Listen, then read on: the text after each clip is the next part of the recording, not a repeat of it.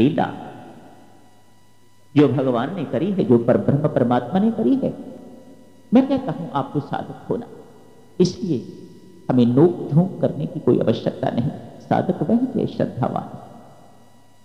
राम हुए हैं या नहीं हुए हैं, कब हुए हैं, इन बातों में समय व्यर्थ न गवाइएगा। इस राम ने क्या क्या करके आपको दिखाया है वह देखिएगा और उसे जीवन में उतारने का प्रयत्न कीजिएगा। एक महानतम व्यक्ति, एक महानतम सत्ता, सर्वोच्च सत्ता जिससे बढ़ के और कुछ नहीं है, वह इस धरती पर इंसान बन के रह गया है। पत्नी के प्यार में रोया है, पिता की आज्ञा का पालन किया है, एक शिष्य बना है, एक सेवक बना है, एक भाई बना है, एक पुत्र बना है, एक बाप बना है। इतना कुछ बन के एक नरलीला करके चला गया है। क्या ये अनुकरणीय नहीं है? क्या ये सराहनीय ये बात नहीं? हम तुच्छ हैं तो अपने आप को महान व्यक्त करने की कोशिश करते हैं। वे महानतम हैं और अपने आप को एक छोटा सा एक इंसान, मामूली इंसान बना के तो चले गए। जो कुछ प्रभु राम ने किया है वही हमारे जीवन में अनुकरणीय।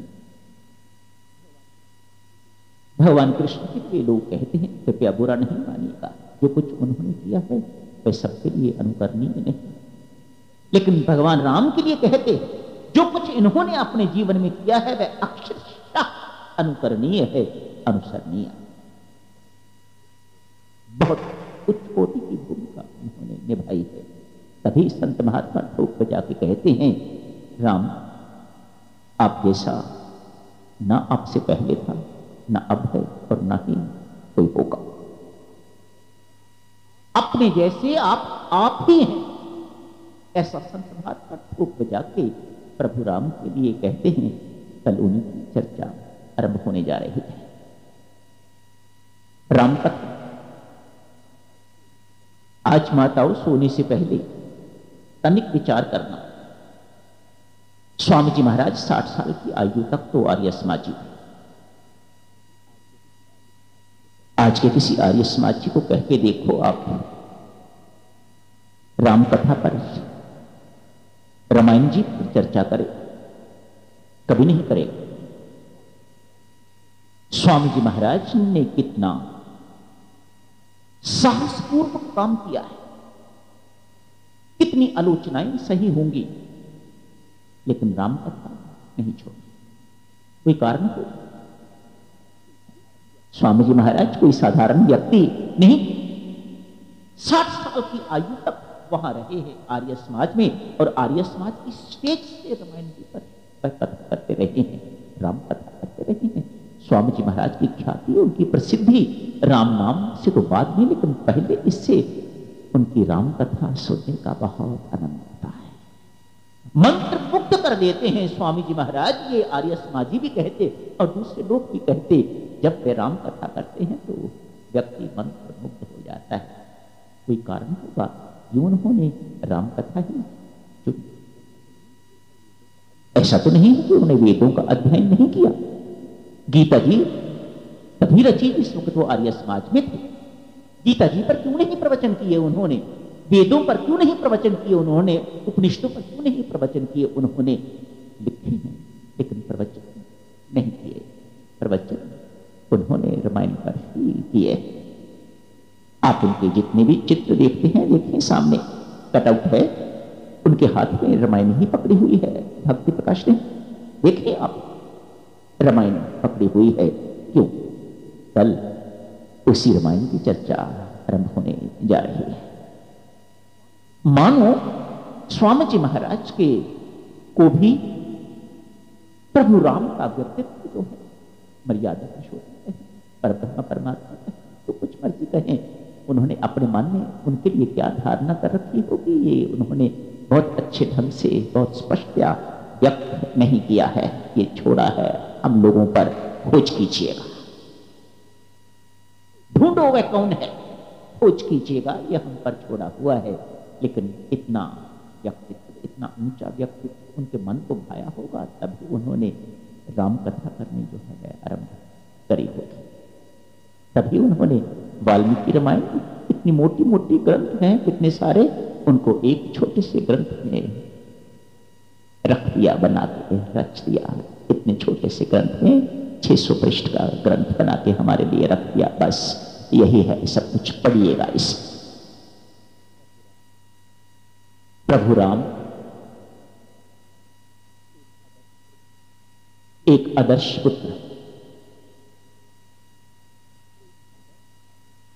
एक आदर्श भाई, एक आदर्श शिष्य, एक आदर्श सेवक, एक आदर्श राजा, एक आदर्श पति, एक आदर्श शत्रु, एक आदर्श गुरु। जो कुछ भी आप प्रभु के जीवन में देखते हैं, जो कुछ भी उनके व्यक्तित्व में आपको दिखाई देता है, आदर्श से कम। एक व्यक्ति होने पर भी, एक व्यक्ति अवतरित होने पर भी, एक व्यक्ति की भूमिका निभाते हुए भी उन्होंने किसी मर्यादा का उल्लंघन नहीं किया। हम क्या हैं? पग पग पर मर्यादा का उल्लंघन करते हैं हम। उन्होंने कितनी भूमिकाएं निभाई हैं, लेकिन किसी भी भूमिका में कभी मर्यादा का उल्लंघन नहीं किया। एक आदर्श बाप। कई बार मन में अनेक प्रकार के संदेह उठते हैं उनके प्रति, कहीं कहीं, बहुत स्थानों पर नहीं, किसी एक दुखते स्थान पर कभी मन में प्रश्न चिन्ह खड़ा हो जाता है, ऐसा क्यों किया? संत महात्मा कहते हैं, भाई आप अपनी बुद्धि के अनुसार सोच रहे हो, इसलिए यह प्रश्न है। काश उनके मन में क्या था, उनकी भावना, करने वाले की भावना किस प्रकार की थी, यदि आप अपना मन उनके मन के साथ मिला सको तो बताओ कि गलती है या नहीं। एक आदर्श पिता।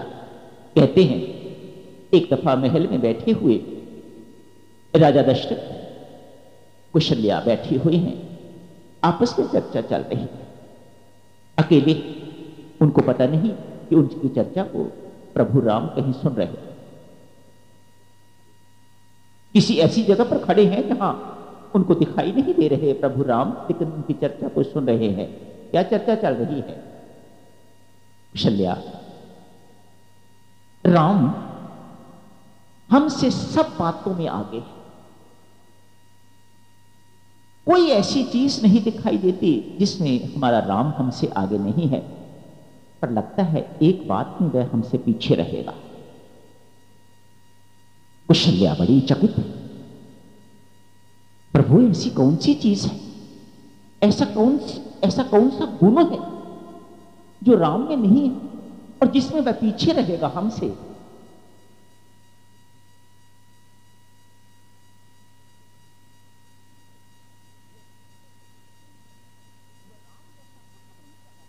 वह राम जैसा पुत्र नहीं पैदा कर सकेगा। ये बात भगवान राम ने सुन ली। तत्काल वन में ठानी। उस वक्त पब्लिक स्कूलों का समय नहीं था, कॉन्वेंट्स का समय नहीं था। उस वक्त एजुकेशन जो है, शिक्षा जो है, अपने बच्चों को बेस्ट एजुकेशन वहां मानी जाती थी जहां बेस्ट ऋषि रहा करते थे, संत महात्मा रहा करते थे, और बच्चों को वहां शिक्षा ग्रहण करने के लिए भेज दिया जाता था। बच्चे पैदा तक कौन इंतजार करेगा? गर्भवती सीता पर ही संस्कार संतों महात्माओं के पड़ने चाहिए ताकि ये पुत्र जो हैं ये राम जैसे बन सके। एक आदर्श पिता। कब हुए हैं राम, कितने राम हुए हैं, हुए भी हैं, नहीं हुए हैं, इन बातों पर बहुत समय व्यर्थ नहीं गवाइएगा। विभिन्न प्रकार की रामायणें, अपने देश में ही अनेक प्रकार की रामायणें, अनेक भाषाओं में रामायणें, फिर अनेक देशों की रामायणें। मानो कितने ही राम हो चुके होंगे। इस प्रकार का भी विवरण आता है। कहते हैं जैसे जैसे भगवान राम अपनी लीला का संवर्ण करते हैं, जाने का समय होता है, उस वक्त एक अंगूठी फेंकते हैं नीचे, पृथ्वी में छिद्र हो जाता है। वह अंगूठी पृथ्वी को लगती हुई तो पाताल में चली जाती है। ऐसा ही समय आ गया है। ये कहानी आप लोगों ने सुनी हुई है, इसको मैं रिपीट तो नहीं करूंगा, पर थोड़ा संकेत आप सबके लिए। एक अंगूठी आज भी फेंकी है, वह पाताल में चली गई। हनुमान जी को कहा, हनुमान मेरी अंगूठी गुम हो गई है, कहीं नीचे चली गई है, जरा ढूंढ के लाओ। ठीक बात है महाराज। हनुमान जी महाराज ने अपना बहुत छोटा सा रूप बना के उसी छिद्र के माध्यम से वह नीचे पाताल में चले गए। वहां जाके आगे क्या होता है उसकी बात तो करेंगे बाद में। पहले वापस अपने धाम लौटने का समय आ गया। ये याद दिलाने के लिए संत महात्मा आए, महर्षि विशिष्ट आए हैं, ब्रह्मा जी आए हैं, नारद जी आए हैं, उनको याद दिलाने के लिए महाराज आपका जाने का समय, अपने धाम में लौटने का समय हो गया है। भीतर जाने से पहले कह गए, लक्ष्मण आप पहरे पर रहना, कोई भीतर हमारे आपस के संवाद को कोई सुने ना, कोई भीतर ना आए। जो आ गया महाराज, लक्ष्मण जी बाहर खड़े हो गए हैं। उसी वक्त कहते हैं महर्षि विश्वामित्र भी आ गए, और उन्हें बड़ा अर्जेंट काम, जब भी वो आते हैं बड़ा अर्जेंट ही होता है उनका काम, वो अर्जेंट काम के लिए अंदर जाना चाहते हैं। लक्ष्मण रोकते हैं, नहीं जा सकते महाराज, मुझे आज्ञा नहीं है किसी को अंदर भेजने की। यदि मुझे अंदर नहीं जाने दोगे तो मैं सारी अयोध्या को नष्ट कर दूंगा। महर्षि विश्वामित्र कहते हैं। लक्ष्मण जी महाराज सोचते हैं, भीतर जाते हैं तो मैं केवल नष्ट होगा, और नहीं जाते तो सारी प्रजा नष्ट होगी। बेहतर यही है को जाने देता हूं। अंदर जाके कहा, स्वयं चले गए महाराज। महर्षि विश्वामित्र आए हैं, सब कुछ हो चुका हुआ था, बातचीत उनकी पूरी हो चुकी हुई थी। उसके बावजूद भी लक्ष्मण ने कहा, महाराज मैंने आपकी आज्ञा का उल्लंघन किया है, इसलिए मुझे सजा दी जाए। अरे नहीं लक्ष्मण, कोई सजा की बात नहीं, हमारी बातचीत पूरी हो चुकी थी। नहीं महाराज, बात ये नहीं है, यदि आप मुझे सजा नहीं देंगे या यदि मैं सजा नहीं लूंगा तो लोगों पर प्रभाव इस बात का बहुत बुरा पड़ेगा। मुझे महाराज सजा दीजिएगा। लक्ष्मण जी महाराज सरयू नदी में सशरीर अपने धाम चले जाते। भगवान राम को पता चलता है, एक एक करके सब चले जाते हैं। हनुमान जी महाराज पाताल में, यमपुरी में कहिए वहां कैसे आए? प्रभु राम की अंगूठी ढूंढने के लिए आया। एक थाल भरा हुआ अंगूठियों से उनके सामने लाके रख दिया। लो हनुमान, ढूंढो इनमें से कौन सी अंगूठी है। राम देखी तो सब एक जैसी, ये क्या? अरे भाई तुम लौटोगे तो प्रभु राम आपको मिलने नहीं वाले, वे तो अपने धाम में चले गए। जब भी उन्होंने अपने धाम में जाना होता है, एक अंगूठी नीचे फेंक जाते हैं। वे अंगूठियां हमारे पास इकट्ठी हो गई, इतनी इकट्ठी हो गई, देख हाल हो गया हुआ। भगवान की लीला अपरंपार, उनकी महिमा अपरंपार है। उनके विषय में कुछ नहीं कहा जाता, कुछ नहीं कहा जा सकता। कल से इसी व्यक्ति का, इस पर ब्रह्म परमात्मा का, जिन्होंने नरलीला करी है, इन्हीं की चर्चा जो है वह होने जा रही है। वह सब हम मिलके उसे पढ़ेंगे। स्वामी जी महाराज की रचना अद्वितीय रचना है। अपने ही श्री मुख से कहते हैं, यदि गीता जी और रामायण जी में अंतर देखना है तो यूं कहिएगा, जो गीता जी में लिखा हुआ है वह रामायण में करके दिखाता है। मानो प्रभु ने गीता रचने के पहले सब कुछ करके देखा कि ये सब कुछ हो सकता है कि नहीं हो सकता। कल को कोई ये मानव कहे कि नहीं ये इम्प्रैक्टिकल है, ये हो ही नहीं सकता, उन्होंने अपने जीवन में ये सब कुछ करके देखा है, प्रैक्टिकल करके देखा है, ये सब कुछ हो सकता है। और उसके बाद जाके अपने अगले अवतरित काल में उसे लिखा है गीता जी के रूप में। किसी ने प्रश्न किया, कलिकाल में मोक्ष, शांति या परम धाम की प्राप्ति, प्रभु प्राप्ति का सुगमतम साधन क्या है?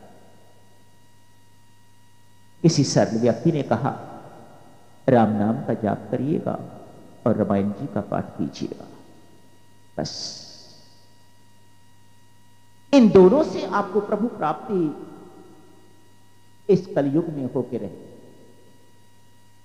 बदकिस्मती है भक्तजनों जिनको रामायण अच्छी नहीं लगती। हैं लोग कुछ ऐसे जिनको रामायण अच्छी नहीं लगती, जो राम कथा सुनते हुए ऊब जाते हैं। पता है हमें आगे क्या होने वाला है, मानो उन्होंने रामायण जी का अध्ययन ही नहीं किया। आगे क्या होने वाला है, मानो आपने पूर्ण अंतःकरण से उसका अध्ययन जो है वह नहीं किया। अंतःकरण के 4 भाग हैं ना भक्तजनों। यदि व्यक्ति केवल मन से सुनता है तो उसे मनोरंजन सा लगता है। वह देखता है ढोलक बाजा किस प्रकार का बज रहा था, माइक किस प्रकार का, संगीत साथ किस प्रकार का था, कितने गाने वाले थे, इत्यादि इत्यादि। वह इन्हीं चीजों में खोया रहता है। अंतःकरण चतुष्ट चित्त से जब व्यक्ति सुनता है तो कभी ऊबता नहीं है। राम कथा नित्य नवीन लगती है। हर बार आदमी कुछ ना कुछ नया उसमें से ढूंढता है, नया कुछ ना कुछ उसे मिल जाता है। कथा कहते हैं इसे। कथा को थोड़ा उल्टा दें तो थका बन जाता है। जो हमारी थकान को दूर करे उसे कथा कहा जाता है। राम कथा वह राम जो सारे संसार को विश्राम दें, जो सारे संसार के हैं, उन्हें राम कहा जाता है। आप उन्हें दशरथ पुत्र कहिएगा, आप उन्हें परब्रह्म परमात्मा कहिएगा। भक्तजनों ये भेद अपने मन में बिल्कुल किसी प्रकार का ना रखिएगा, ढूंढिएगा एक ही बात है या भिन्न है, इसको लेके तो चलिएगा। राम राम जपिएगा, राम राम जपिएगा। ये भेद परमात्मा स्वयं ही खोले तो ही पता लग सकेगा वह दशरथ नंदन कौन है और परब्रह्म परमात्मा कौन है, एक ही है या 2 हैं। ये भेद गुरु खोल सकता है या फिर परमात्मा स्वयं खोल सकता है। आप साधना कीजिएगा, खोज कीजिएगा इस प्रश्न का उत्तर ढूंढने के लिए।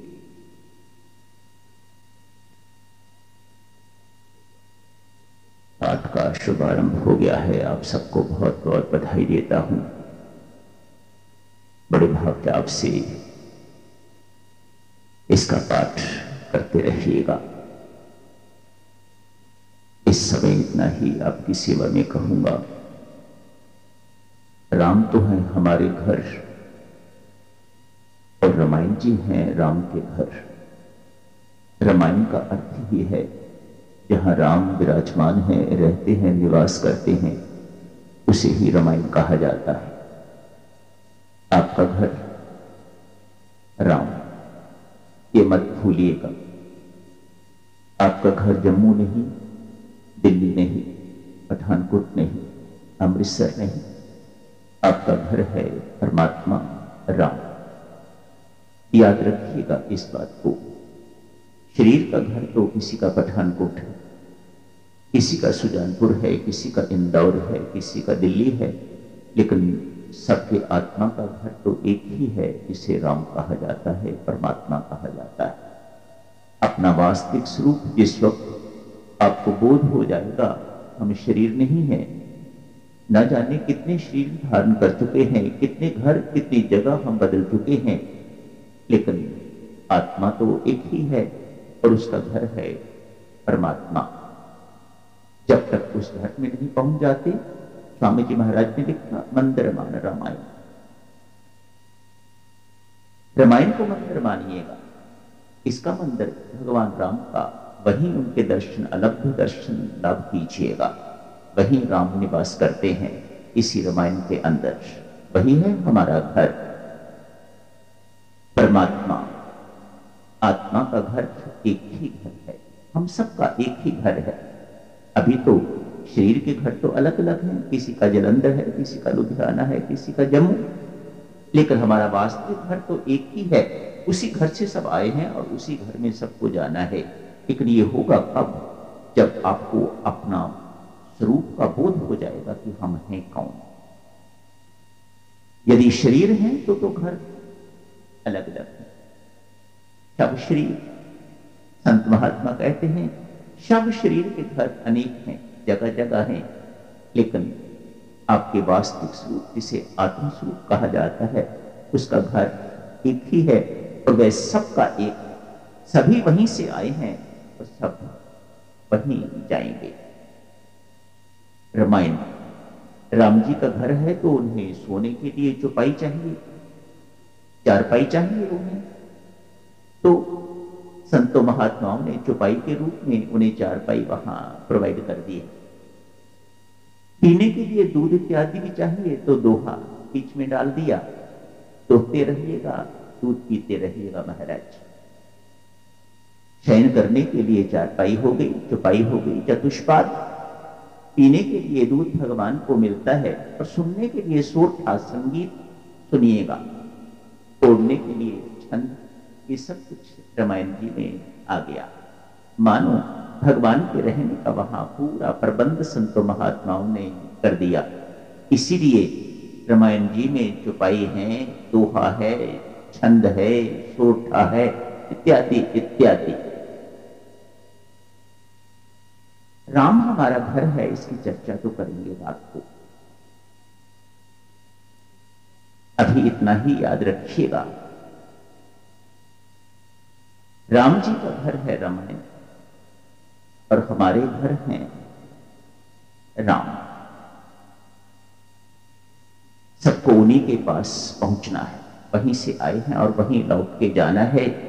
ये जितना भाव अपने भीतर सुदृढ़ करते रहेंगे उतनी जल्दी अपने घर लौटने की संभावना। न जाने कितने चक्कर काट चुके हैं हम और कितने और काटने होंगे यदि ये बात हमें स्पष्ट नहीं होती।